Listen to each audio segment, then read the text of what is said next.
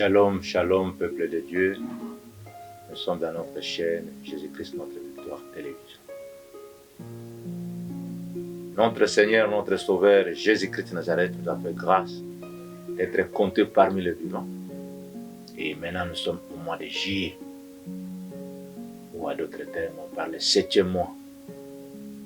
Nous devons être encore reconnaissants à ce Dieu-là pour tout ce qu'il a fait pour nous, tout ce qu'il est en train de faire et de ce qu'il fera encore davantage. Nous avons parlé du mois d'avril. Chiffre 4, c'est le chiffre du changement. Selon Genèse 50, le verset 20, Joseph avait dit à ce frère, vous avez médité de me faire du mal, mais l'Éternel, mon Dieu, change le mal à bien. Et dans Ézéchiel 21, le verset 31, la Bible nous dit, le diadème sera ôté, le tiara sera enlevé et les choses vont changer. Au mois d'avril, nous avons parlé du changement. C'est pour cela que nous l'appelons le Dieu d'Abraham, parce qu'il est celui qui promet, celui qui accomplit. Nous l'appelons le Dieu d'Isaac, parce qu'il est le Dieu qui pourvoit. Et nous pouvons l'appeler le Dieu de Jacob, parce qu'il est le Dieu du changement. Ça, nous avons fait quand même une illustration par rapport au mois d'avril. Nous sommes passés au mois de mai. Nous avons parlé du chiffre 5, le chiffre de la grâce. Et la Bible nous dit dans Jean 1, le verset 17, Moïse est venu avec la loi, et le Seigneur Jésus-Christ est venu avec la grâce et la vérité. Dans Corinthiens 15, 10, Paul dira, c'est par la grâce de Dieu que je suis ce que je suis. Dans Corinthiens 12, verset 9, nous avons parlé. Paul avait une infirmité au dos. Mais Dieu lui dira, ma grâce te suffit. C'est des chiffres 5, c'est le chiffre de la grâce. Si nous sommes ce que nous sommes aujourd'hui, si tu peux avoir tout ce que tu peux en avoir, tout ce que nous en avons, nous l'avons acquis par la grâce de Dieu. On ne l'a pas mérité. Mais par la grâce de notre Seigneur et notre Sauveur, que nous sommes ce que nous sommes aujourd'hui. C'est pour cela, nous sommes passés au mois de juin, qui vient de se terminer, dont nous avons parlé, chiffre 6, c'est le chiffre du repos. L'Éternel dira à Moïse, dans Exode, au 33, verset 14, tu as trouvé grâce à mes yeux, je te donnerai du repos. Et quand le Seigneur donne le repos, comme lui dit dans Néhémie 1, Naoum 1, le verset 9, la détresse ne paraîtra pas deux fois. L'Ésaïe 65, ça nous dit, les souffrances des eaux passées seront cachées à tes yeux. Et dans Psaume 90, verset 15, il a dit, autant d'années tu as été humilié, autant d'années tu as vu la souffrance. Moi, l'Éternel, ton Dieu,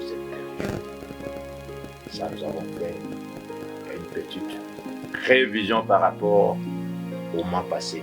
Chiffre 4, c'est le chiffre du changement, c'était le mois d'avril. Chiffre 5, c'est le chiffre de la grâce.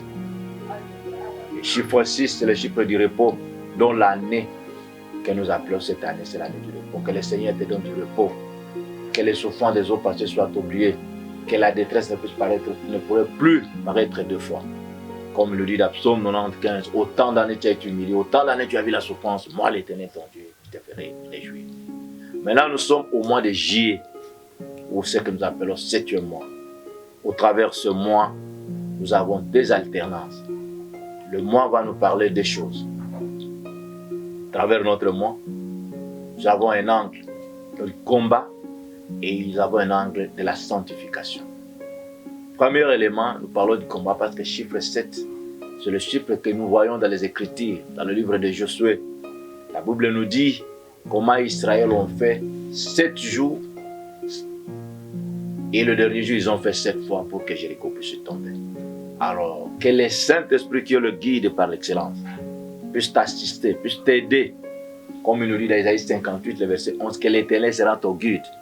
Comme il nous dit dans Galates 5, le verset 25, la Bible nous dit dans sa parole que tous ceux qui sont conduits par l'Esprit, si nous vivons par l'Esprit, devons aussi être conduits par l'Esprit, que le Saint-Esprit puisse t'orienter. Est-ce que mon problème, ça demande, j'ai le problème de Jéricho ou j'ai le problème de la sanctification? Parlons l'angle de la sanctification, c'est par rapport à Naaman. Au temps de Naaman qui avait la lèpre, Élisée, par la trémie de sa bonne, ou une fille qui travaillait dans la maison de ces lépreux généraux, et qui fut général, mais il a trouvé grâce de la guérison au travers la bonne qui était dans sa maison.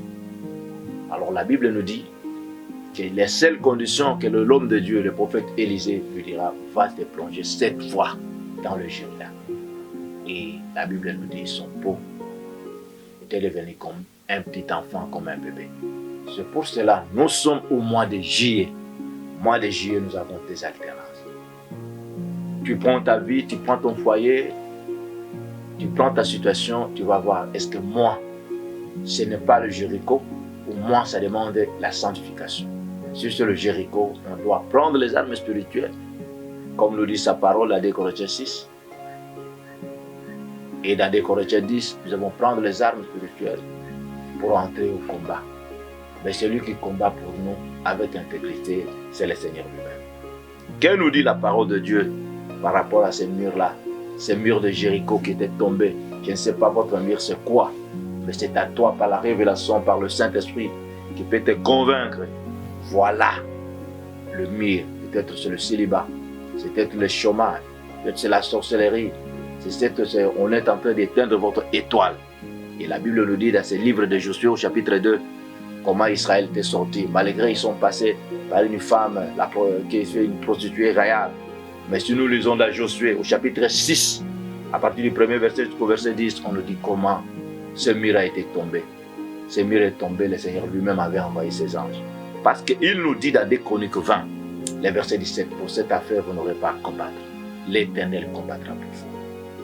Il nous a promis la psaume 144, le verset 1. Il est celui qui exerce nos mains dans les combats et nos doigts dans la bataille. C'est pour cela.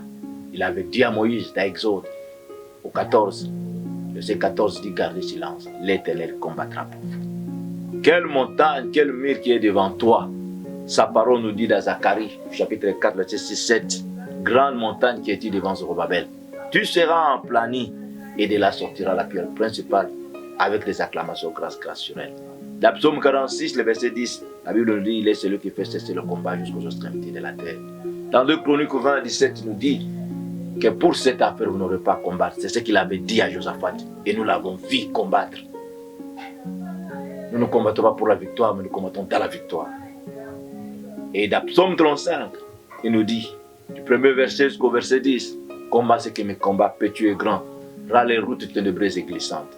Je t'invite mon frère, je t'invite ma soeur, au travers de ce mois de juillet, quel est Jéricho qui est devant toi, quelle barrière, dans quel domaine, tu vas inviter les dieux du combat, celui qui combat avec intégrité. Il nous a fait la promesse d'Ésaïe 8:10, les projets qu'ils vont faire seront anéantis. Tout ce qu'ils peuvent faire comme manigance sera nul et sans effet. S'ils forment des projets, seront anéantis. S'ils donnent des ordres, sera sans effet. Ésaïe 54 nous dit à partir du 14-7. Il est écrit dans la parole de Dieu. Toute arme forgée contre toi sera nulle et sans effet. Toute langue qui s'élèveront en justice contre toi, tu la condamneras. C'est pourquoi c'est le moi que nous devons combattre. Récupère tout ce qui t'appartient. Fais tomber avec le Seigneur. Pendant tout ce mois, tu vas orienter ta prière. Il y a des autres qui peuvent avoir tous les deux cas, qui demandent la sanctification et qui demandent aussi, à d'autres termes, le combat, faire écrouler votre ennemi. Dans Isaïe 59, 19, tu dis, on craindra le nom de l'Éternel depuis l'Occident et la gloire de Dieu depuis le son de levant. Quand l'ennemi viendra comme un fleuve, l'Esprit de l'Éternel le mettra en fuite. Invite le Seigneur dans ton combat, celui qui combat avec intégrité. Isaïe 57, 21 nous dit, il n'y aura pas de paix pour les méchants. Tout méchant qui se lève dans ta vie, invite le Seigneur. Il n'aura pas la paix jusqu'à ce qu'il lâche. Josué 7 nous dit au verset 25, c'était le cas des Akar qui avaient troublé Israël. La Bible dit, toi qui troubles, le Seigneur te troublera.